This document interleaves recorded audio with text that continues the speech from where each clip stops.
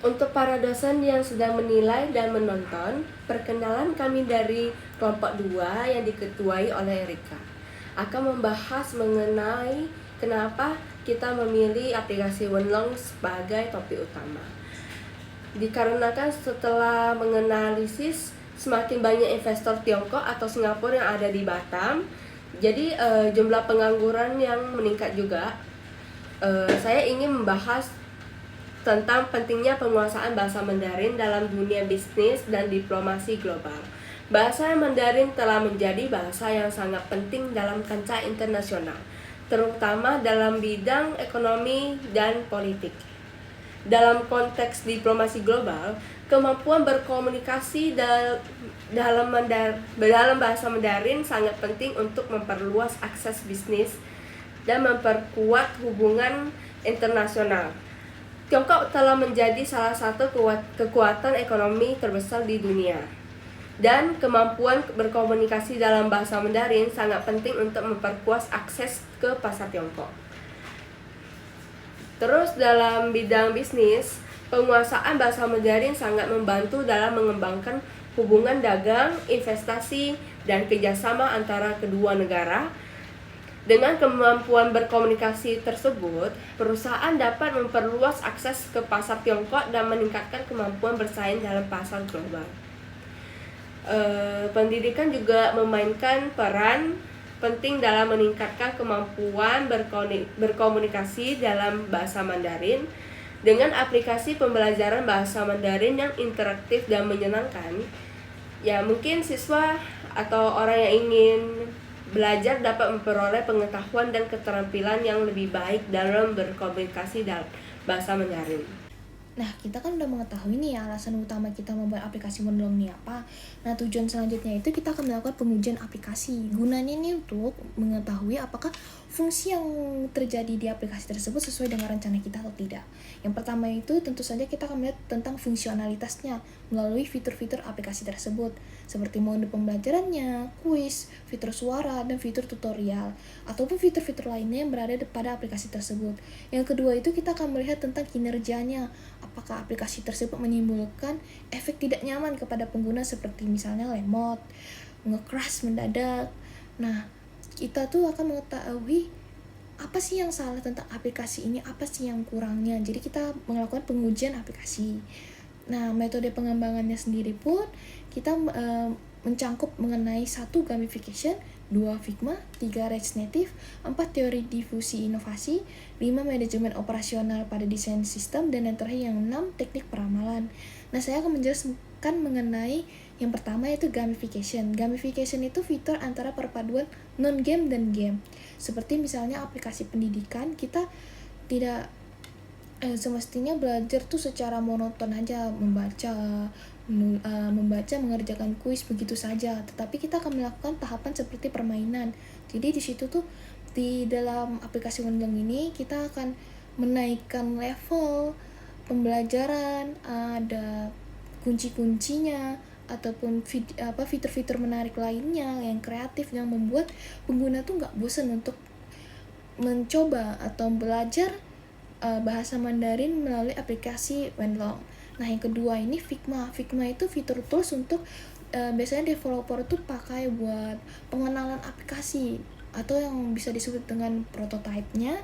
Jadi kita mengetahui nih gambaran dasar kita membuat aplikasi ini apa, modelnya itu seperti apa sebelum kita melakukan tahap selanjutnya. Nah, pada aplikasi Wenlong sendiri pun kita membuat fitur mengenai tutorial pembelajaran bahasa Mandarin. Ada tempat di bawahnya itu ulasan berkomentar juga, jadi teman-teman bisa berdiskusi misalnya apa sih yang kurang dimengerti. Nah, yang kedua itu ada fitur kuis, kita akan melakukan pembelajaran. Dan yang ketiga itu kita ada tahapan levelnya, jadi teman-teman tuh harus menyelesaikan level-level dari level 1, 2, 3, 4, dan 5. Dan kalau misalnya mau langsung kedua itu nggak bisa ya, jadi harus dari 1 terlebih dahulu.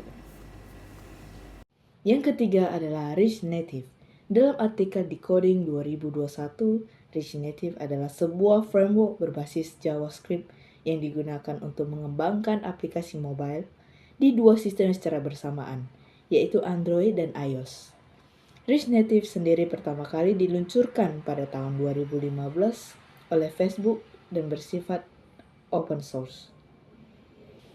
Dan yang keempat, teori difusi inovasi. Menurut Evi Novianti dalam buku Teori Komunikasi Umum dan Aplikasinya pada tahun 2019, teori difusi inovasi adalah teori yang menjelaskan bagaimana suatu inovasi dikomunikasikan melalui saluran tertentu sepanjang waktu. Ini berjalan dengan pemikiran Everett Rogers dalam penggagas teori ini. Ia mendefinisikan teori difusi inovasi sebagai berikut.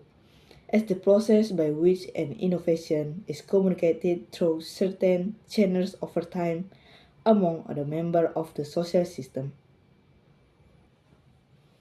Dan yang kelima adalah manajemen operasional pada desain sistem. Dalam judul Edu Jafar Publishing pada tahun 2024, Desain Produk dan Jasa Manajemen Operasional menjelaskan manajemen operasional adalah salah satu aspek penting dalam bisnis. Hal ini berkaitan dengan bagaimana sebuah perusahaan dapat menghasilkan produk dan jasa, berkualitas dengan efisien dan efektif. Dalam era globalisasi saat ini, persaingan bisnis semakin ketat, dan perusahaan harus mampu menghasilkan produk dan jasa yang berkualitas dengan biaya yang seminimal mungkin.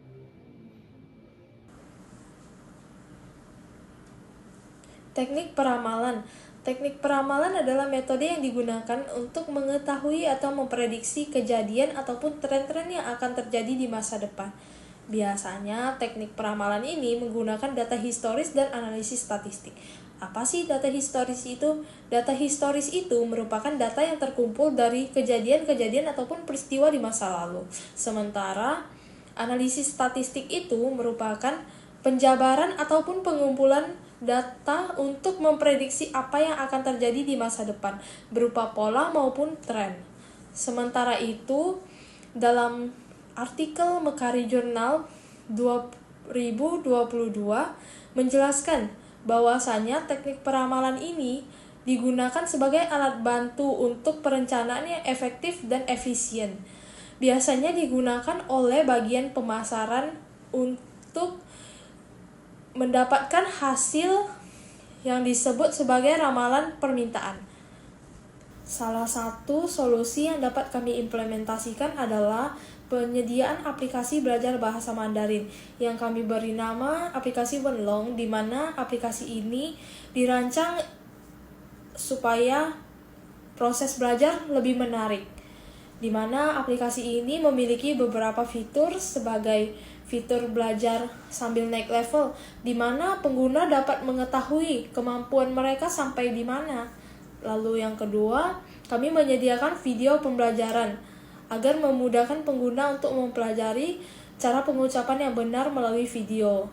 Lalu yang ketiga, kami juga menyediakan konsultasi dengan ahli ataupun tutor setiap hari. Pengguna mempunyai kesempatan setiap harinya untuk berkonsultasi dengan tutor.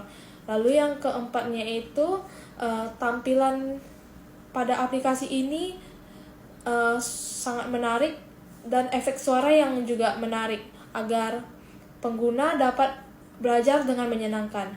Sementara itu, strategi pengenalan aplikasi kami menggunakan beberapa cara, yaitu memperkenalkannya melalui media sosial, lalu website resmi, dan kerjasama dengan perusahaan ataupun lembaga pendidikan. Ini agar dapat menjangkau tenaga kerja yang ingin meningkatkan keterampilan berbahasa Mandarin demi peluang kerja yang lebih baik.